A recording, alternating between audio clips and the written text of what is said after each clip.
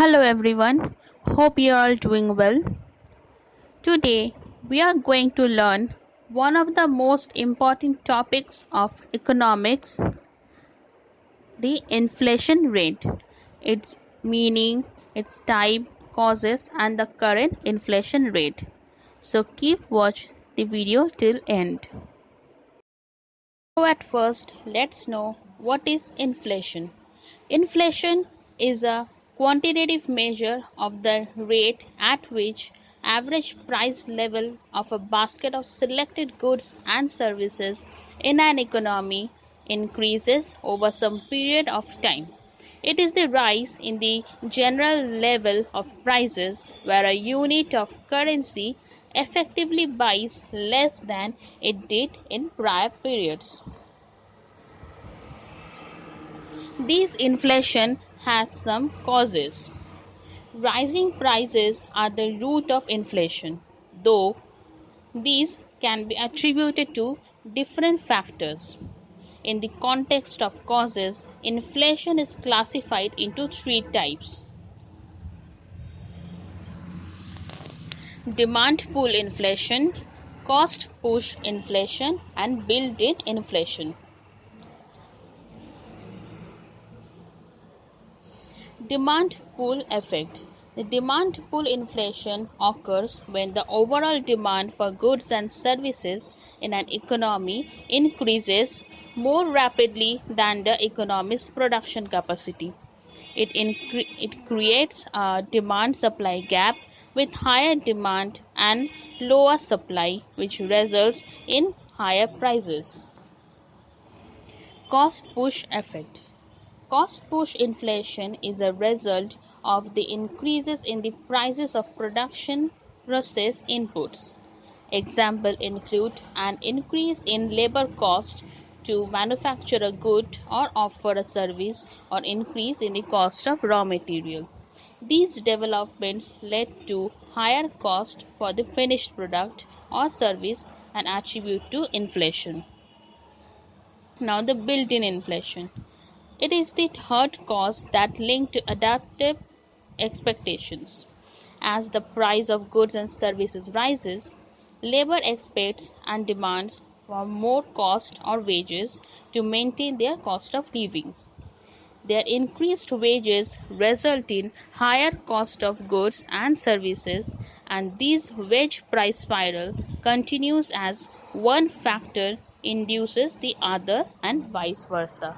This is depending upon the selected set of goods and services used, multiple types of inflation values are calculated, tracked as inflation indices. Most commonly used inflation indices are the Consumer Price Index, that is CPI, and the Wholesale Price Indices, WPI.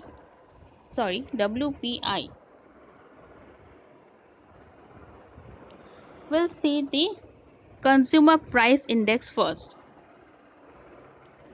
CPI, as it is commonly called, is an index measuring retail inflation in the economy by collecting the change in prices of most common goods and services used by consumers. Called the market basket, CPI is calculated for fixed items including food, housing, apparel, transportation, electronics, medical care, education, etc. Note that the price data is collected periodically, and thus the CPI is used to calculate the inflation levels in an economy. These can be further used to compute the cost of living. Now see, the wholesale price index measures the changes in the price of goods sold and traded in bulk wholesale. Businesses to other businesses. WPI is unlike the Consumer Price Index, which tracks the prices of goods and services purchased by the consumers. What do you mean by the Wholesale Price Index? To put it simply, the WPI tracks prices at the factory gate before the retail level. So, what's the difference between WPI and CPI inflation? While WPI keeps track on the wholesale price of goods, the CPI measures the average price that households pay for a basket of different goods and services. Even as the WPI is used as a key measure of inflation in some economies, the RBI no longer uses it for policy purposes, including setting repo rates. The central bank currently uses CPI or retail inflation as a key measure of inflation to set the monetary and credit policy. Before moving to inflation rate in India, let's see who measures inflation in India.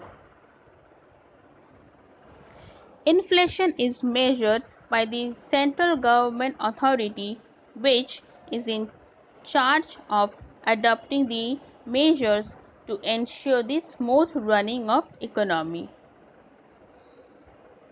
In India, the Ministry of Statistics and Program Implementation measures the inflation.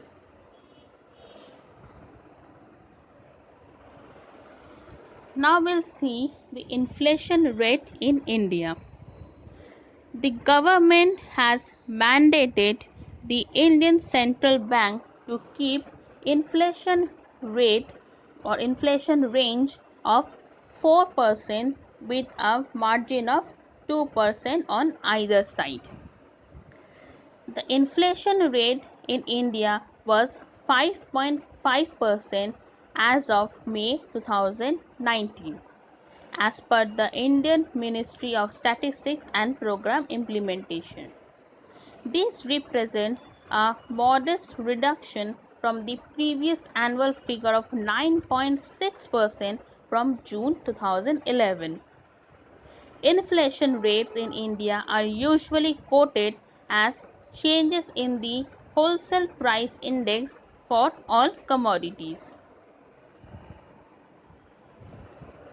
However, the country's retail inflation spiked to 6.93% in the month of July, mainly on account of higher good prices. The data released by the MOSPI showed these changes. The retail inflation, which is measured by the Consumer Price Index for the month of June, was also revised to 6.23% from 6.09%, the data revealed.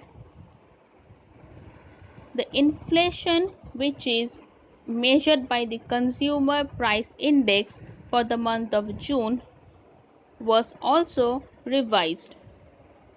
Prior to June data, the government had not released the headline retail inflation data in April and May. However, in April, it had revised the CPI data for the month of March to 5.84% from 5.91%.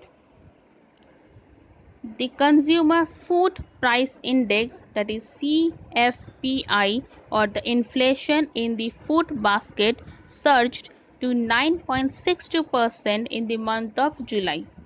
The CFPI for June 2 was revised to 8.72% from 7.87%, the data showed. Though this rising inflation can be controlled in these following methods. First, the monetary policy. Higher interest rates reduce demand in the economy, leading to lower economic growth and lower inflation.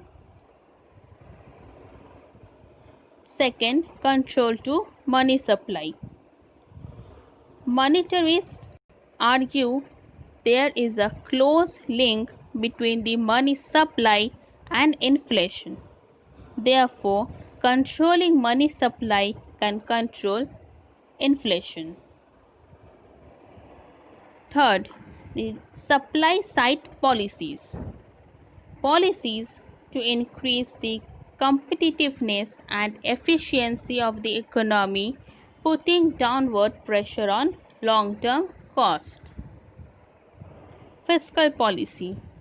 A higher rate of income tax could reduce spending, demand, and inflationary pressures. Lastly, wage controls. Trying to control wages could, in theory, help to reduce inflationary pressures. However, apart from the 1970s, it has been rarely used. If you find today's video helpful, then please hit the like and subscribe button and share it with your friends. Please do comment how did you like the video, or if you have any suggestion, and you can also follow me on Instagram. Thank you. Stay safe.